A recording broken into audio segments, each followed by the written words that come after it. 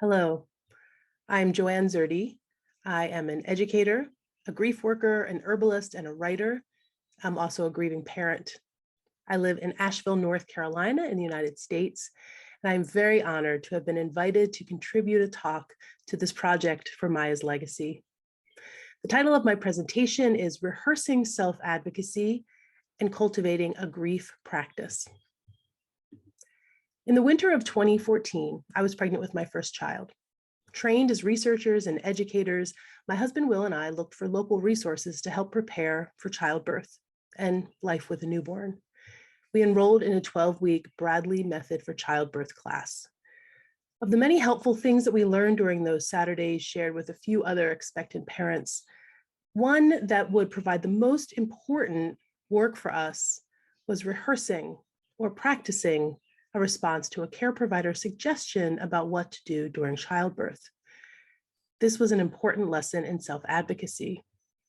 Simply put, we practiced asking for a timeout to, first of all, discuss what was happening, and second of all, ask for available options and the pros and cons of each. As theater artists and educators, we quickly made connections between what we were learning in the childbirth classes and with how we think more broadly about performance. First, we recognize the importance of language and how social scripts can shape interactions and decisions. So the first request we listed on our birth plan was for hospital staff to address us by our names, Joanne and Will, and not as mom and dad. Second, we understood the necessity of improvisation when a plan becomes impractical or irrelevant or impossible. So we would practice different birthing positions and different ways of asking for help and support. Third, we knew that we needed to rehearse addressing our needs and posing important questions before my labor began. This repetition of the rehearsal would create embodied memories, which we would call upon during stressful or fearful or chaotic moments. This practice would make it easier for us to advocate for ourselves when everything was less in our control. When my labor began spontaneously and on my due date, we proceeded as we'd planned, laboring first at home and then at a hospital. With a knowledgeable doula at our side and supportive nurses and a midwife doing all they could to respond to our requests and provide support for me and encouragement, I labored steadily for nearly 22 hours. As I was preparing to begin pushing my son into the world, a routine fetal heart check delivered confusing and traumatic information to us all. Without any warning, my son's heart had stopped beating. The heavy silence of the room, coupled with the onslaught of continuing painful contractions, became unbearable, so confusing. And another phase of our self-advocacy practice began. Will asked for everyone to leave the room. We had practiced this, except for our doula and midwife, whom he'd asked to stay. He addressed the obstetrician's desire for me to keep laboring, which the doctor believed would make for an easier recovery for me. And Will talked about the fact that I was beyond physically exhausted and now in deep shock and fear. With or without words, I honestly don't remember, I requested a cesarean arrival for my son.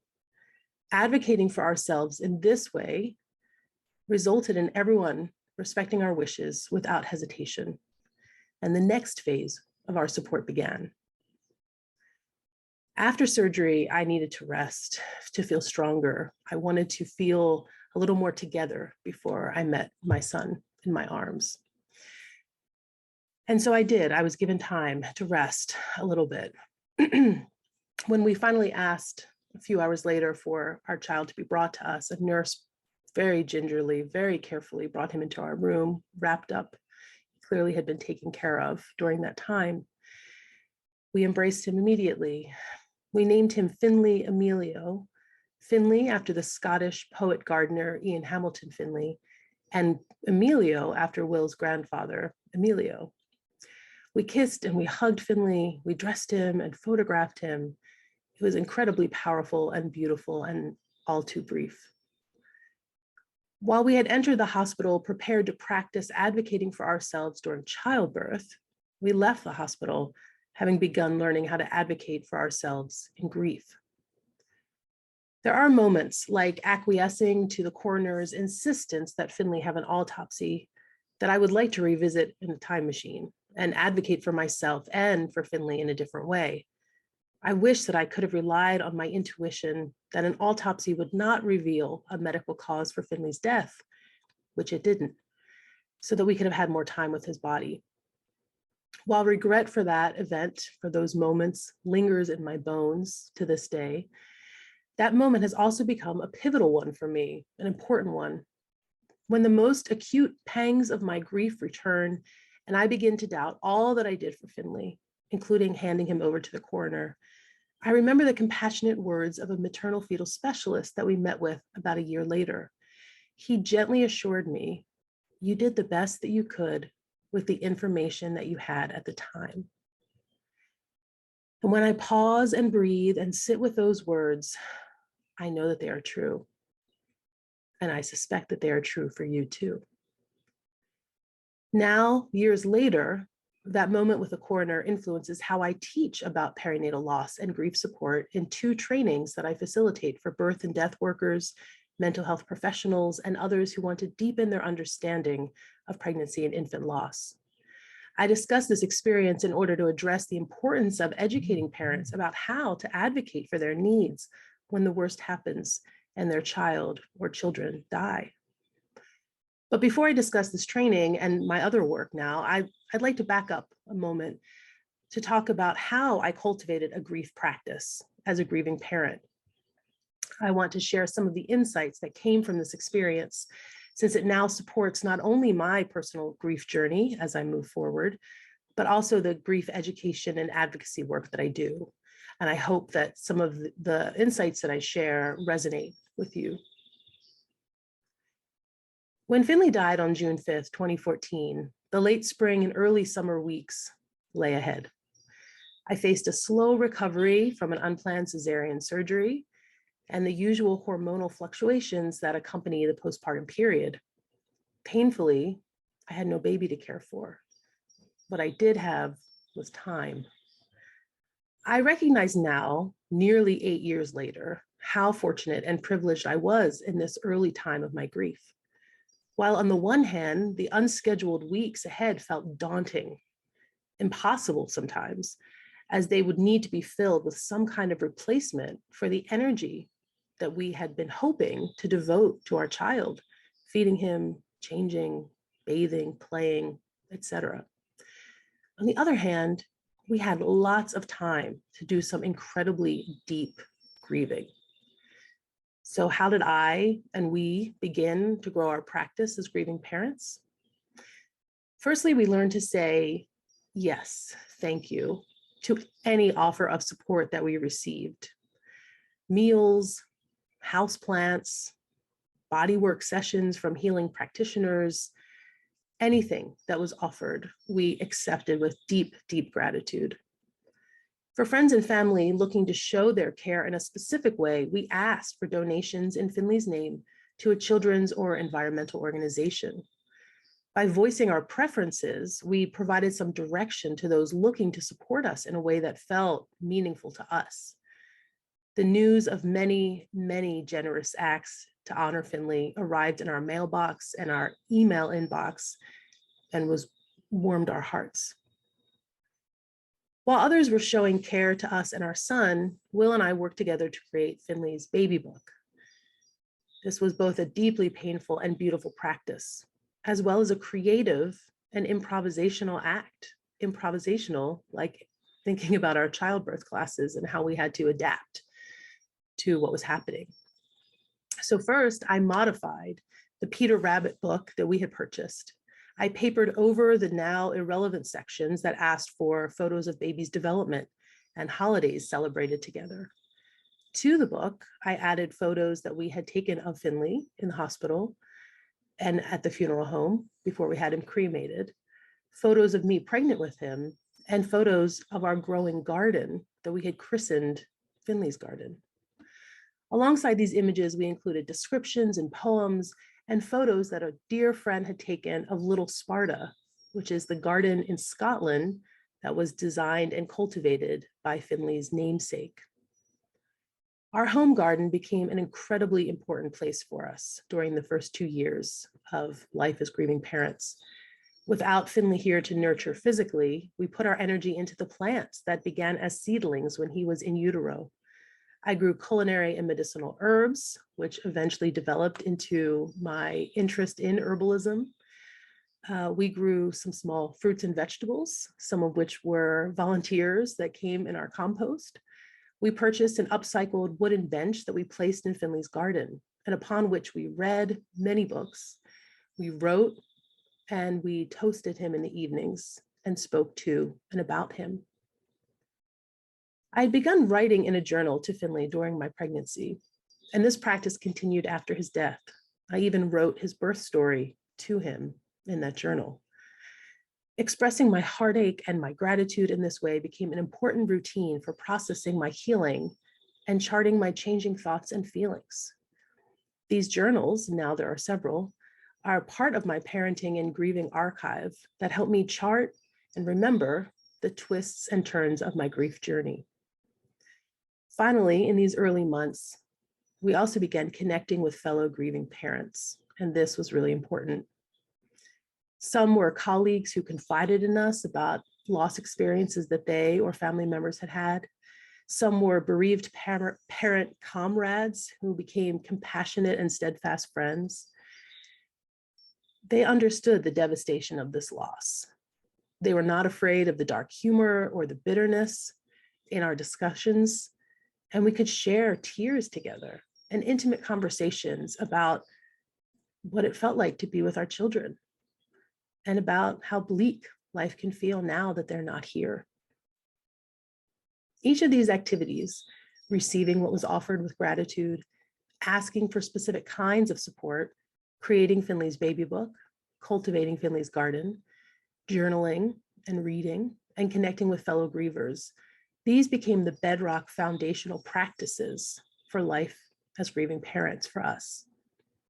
These were intuitive processes that we invited to blossom into intentional practices. They helped us to figure out, name, and address our needs. And in doing all of these activities, we began to advocate for ourselves even more so, and to be thinking about and advocating for other grieving parents. Since Finley was not physically here, part of our learning to parent him after he died came through reminding others of his vital place in our family. And I'm thinking right now about Mayah's legacy and how Mayah is, of course, making a huge impact because of her place in this work and in reaching others to support them and to provide comfort and encouragement. So in terms of our work with Finley, whether it was through using his name every day in conversation with colleagues and friends, or writing his name on cards and letters when we would sign it from our family, or just being open about our pain and our grief, we were advocating for his persistent presence in our lives. And although we weren't thinking about it at the time, working to normalize grief.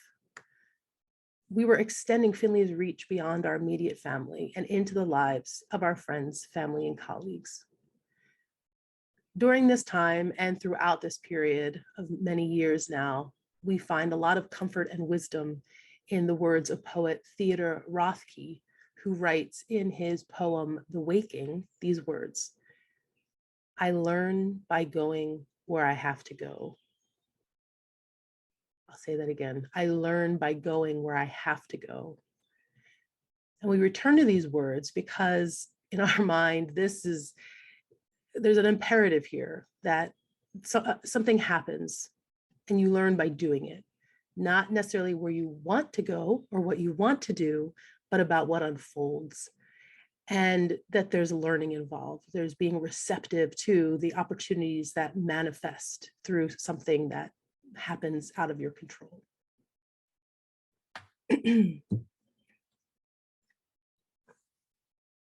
So I'd like to circle back to the importance of rehearsing during our childbirth classes that I began this talk talking about. This notion of rehearsal manifested in a new way in the early weeks of practicing self-advocacy as grieving parents. For instance, Will and I sat down, discussed, and then decided how we were going to answer the question or the questions that grieving parents often dread. Do you have any children? And how many children do you have? Relying on our experience as educators and performers, we rehearsed our responses. And we eventually decided that what we would say in response to those questions is, I have a son who died. That'd be the first part of the answer. If the listener inquired further, then we would talk about Finley. We would tell a little bit about his death and birth and who he is to us now. Most often, a conversation with strangers would come to an awkward conclusion at this point. It wouldn't go further. That would be the end of it, or the person would not very adeptly try to change the topic of conversation, which kind of eventually petered out too. However, occasionally we were met with a great deal of empathy, and sometimes even the sharing of a story of pregnancy, infant loss, child loss, either from the person's own life story or about a close family member or friend whose experience really impacted them. Now, while I recognized that the burden placed on so many of us grievers by a society that does not feel comfortable naming and sitting with death and grief, I also saw in these social interactions an opportunity to broaden someone's thinking about parenthood or family, or indeed life and death. To elaborate this, I want to return to a moment, experience that I had before being pregnant with Finley.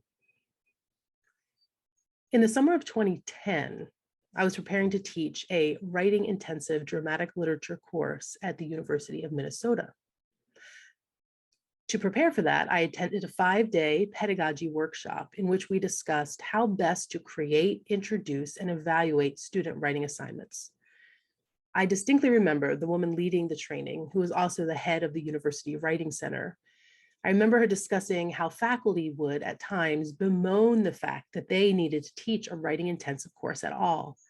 Their belief was, since we have a university writing center and students should all be taking an introductory writing course when they arrive at university, other faculty members should not have to put in the effort to instruct them on writing. Our mentor explained that it truly is the job of every instructor on campus to support students' learning, of which writing is a part. She went on to say that we can't assume that any student is particularly skilled in writing or feels comfortable or confident as a writer. And she noted, like any other aspect of learning, writing needs to be continually practiced and refined. Basically, not one course or one writing tutor is enough to ensure that students can clearly and meaningfully communicate through writing. So, she said, we have to do the work together. Even though it would, of course, be nice if each faculty member could focus on their own subject matter and not have to take on the apparent extra work of teaching writing, that's not realistic when addressing the pedagogical needs of students, at least where they are today.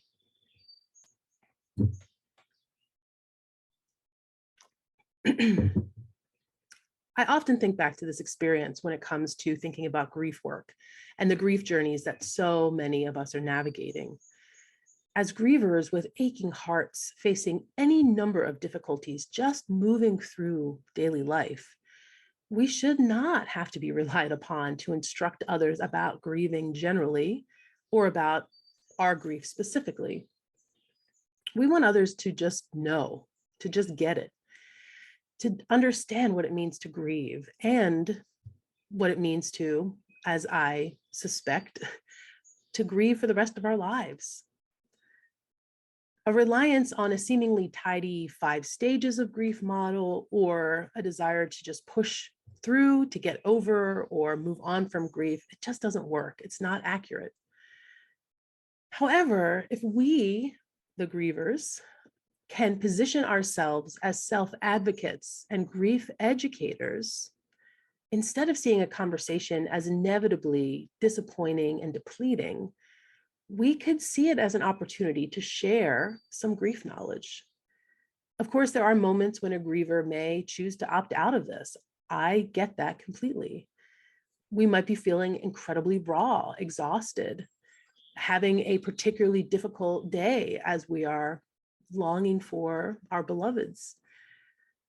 And exerting any additional effort or putting ourselves in a situation that might feel uncomfortable might actually, end up being harmful.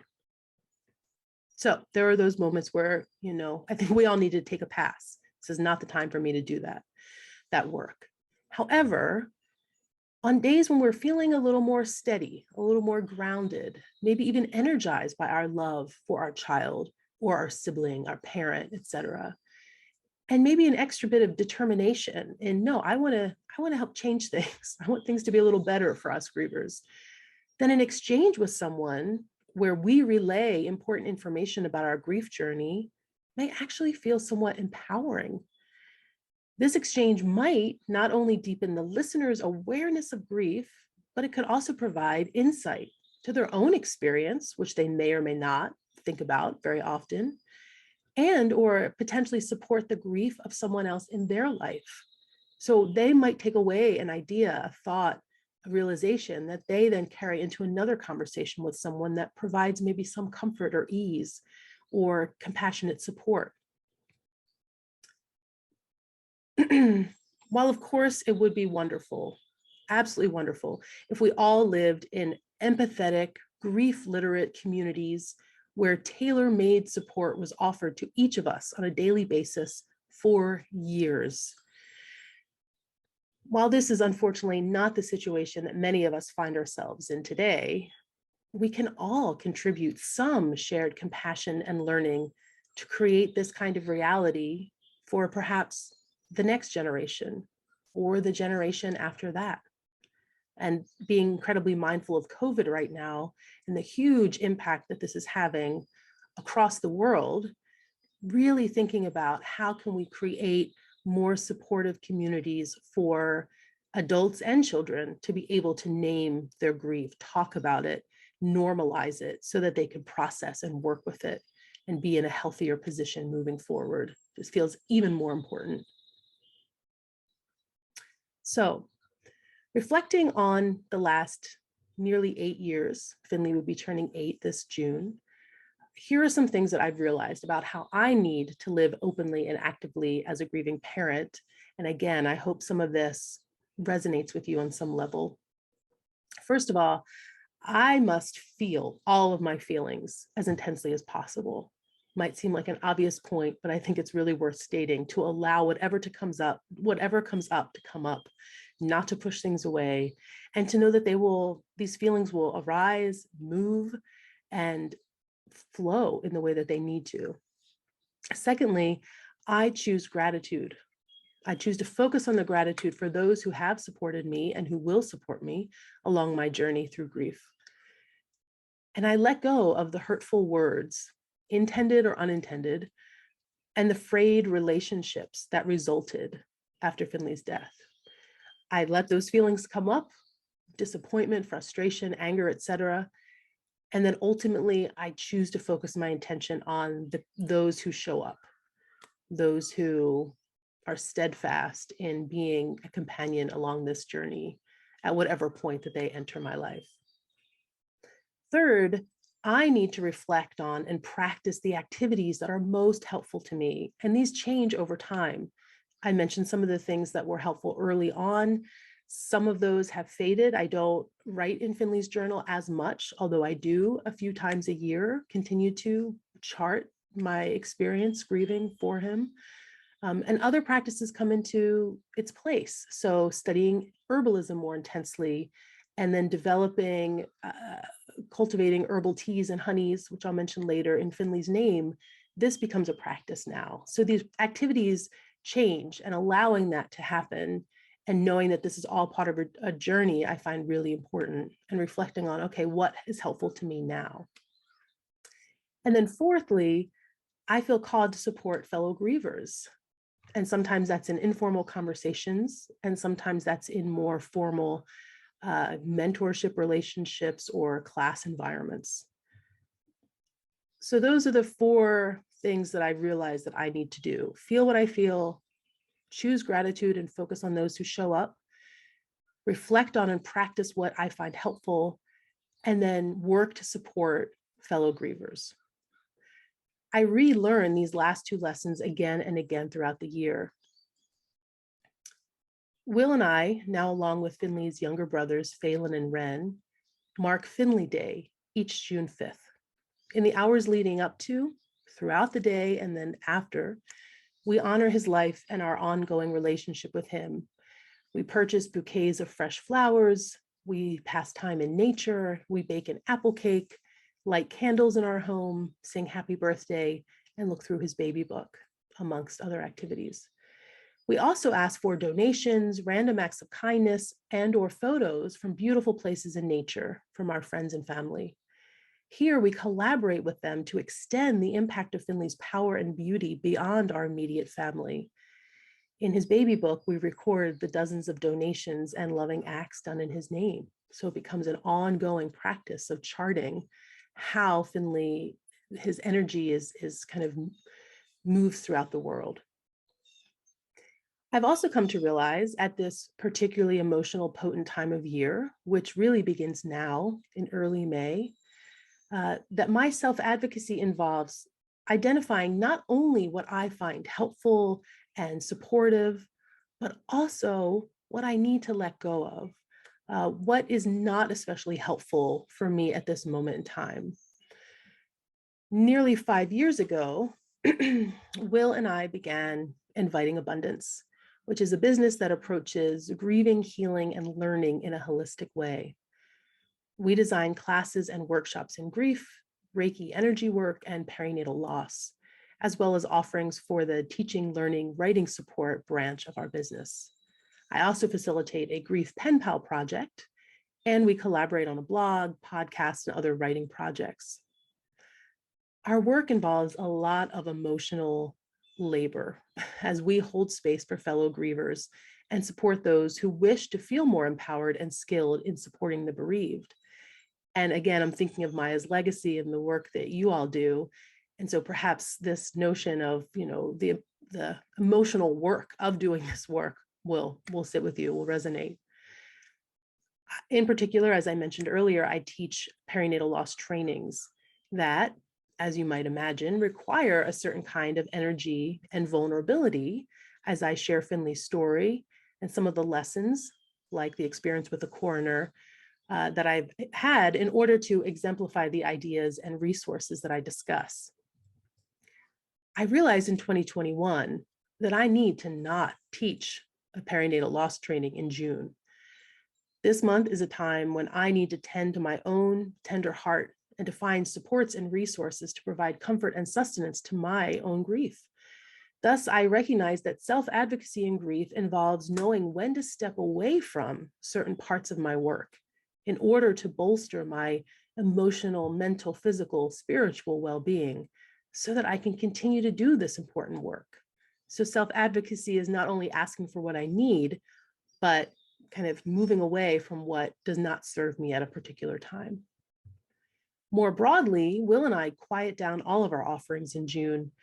While we had been keeping the first week of June free as much as possible to allow us to cry, to talk, to walk, to write, etc., about grief, we came to realize a couple of years ago that our commitments to others cannot simply start back up on June 6th.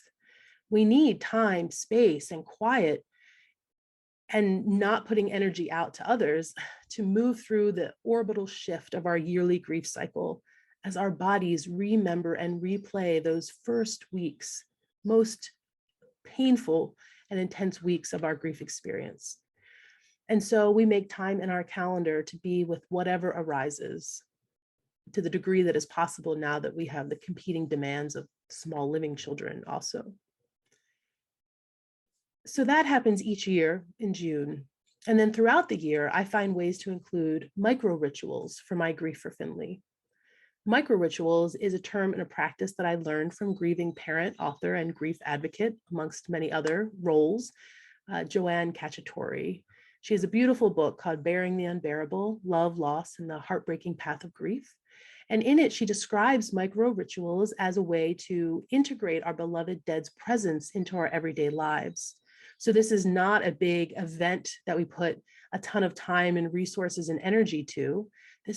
These are kind of smaller acts that we have. So having photos around that you just see in your home every day, speaking to your beloved loved ones who are not here, saying their names, talking to them every day, these kinds of mundane activities can be really powerful. I introduce examples of this in my perinatal loss trainings and our creative grief workshops to think about how can we work with rituals in this integrated way. I find the idea of a micro ritual to be really beneficial in thinking about how to develop a practice of self-advocacy through small but powerful activities. And by small, I just mean, again, not having a great deal of energy or time needed, but kind of intimate acts or things that we can just do throughout the day without having to put a whole lot of attention to them. So for instance, once I identify my needs, I want to make sure I feel connected to my dead child.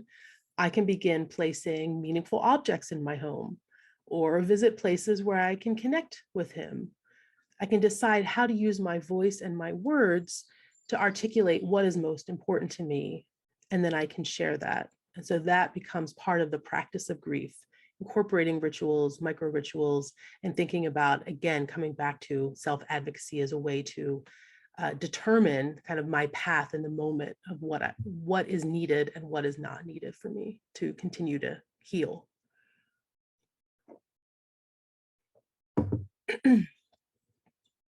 So, how do I understand self-advocacy in grief, and why does it matter? My self-advocacy involves a deep awareness of who and where I am right now and what my journey has involved up to this point. So I'm constantly thinking back in order to more fully understand where I am and how I got here.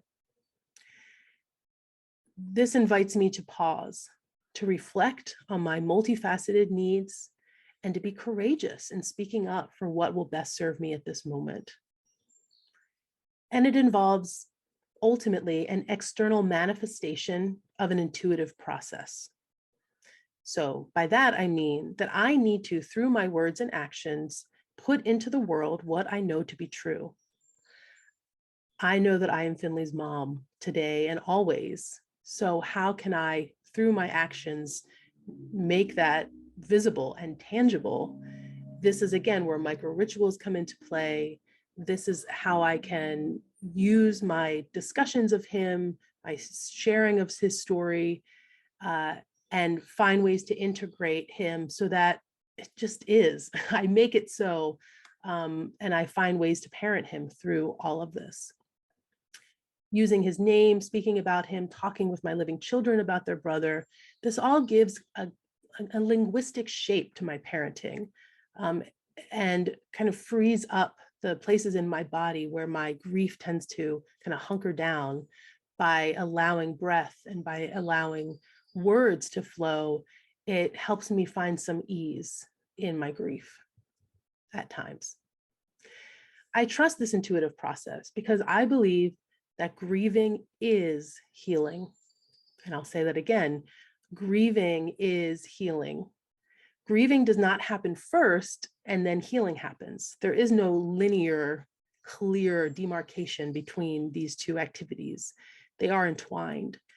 Grieving is natural, normal, healthy, and important, really important. Grieving allows us to respond to what is happening to and around us. It allows our emotions, our memories to flow, and it welcomes in the process of healing in order to really feel everything that comes up, to give it name, to give it a shape, to work with it. That is healing, I believe. And then finding meaningful ways to grieve, and that will look different for each person, because of course each person is different and their feelings and responses are different, but it can feel really creative, empowering, and inspiring.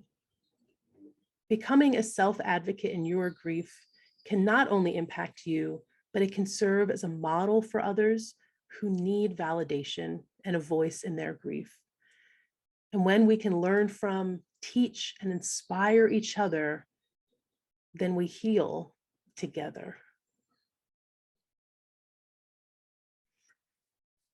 Thank you for listening to this talk. Please reach out if you'd like to connect with me. You can email me at grow@invitingabundance.net.